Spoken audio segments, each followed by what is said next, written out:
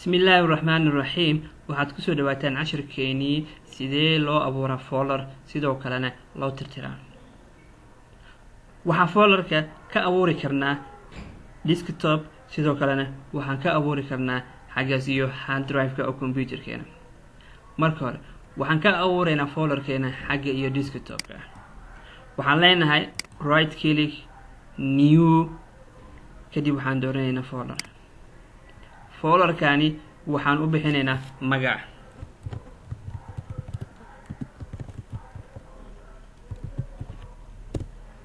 waxaan sidaasi ku abuuranay folder la yiraahdo Hotman Academy sidoo kale waxaan rabnaa folderkii aan abuurnay in aan tirtirno oo waxaan leenahay folderka ayaan dul tageynaa right click ayaan leenahay kadib delete sidoo kale folderkeena waxaan ka abuuri karnaa xaggaas iyo hard drive-ka waxaan tegaynaa this pc waxaan dooraneynaa hard disk-keena waxaa inoo banaan two options option koowaad in aan ka abuurno folderkeena xaggaas sare oo aan ku dhufano oo aan dhahno noo abuur folder cusub waxaan u bixinaynaa magac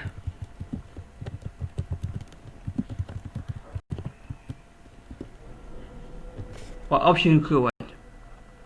optionka labaad waa inaan muuskeena dul tagnaa aan dhahnaa right click new folder kadib aan u bixinaa magac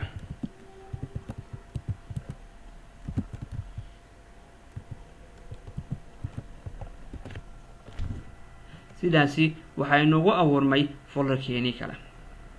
si aan u tirtirno labadan folder waxaan sameyneynaa midka koowaad ayaan dul tegaynaa waxaan leenahay control ama right click delete sidoo kale waxaa inoo banaan labadoodaba inaan tirtirno oo aan dhahno highlight aan wada saarno then aan dhahno right click delete sidaasi waxaa inoogu tirtirmay labadii folder aan abuurnay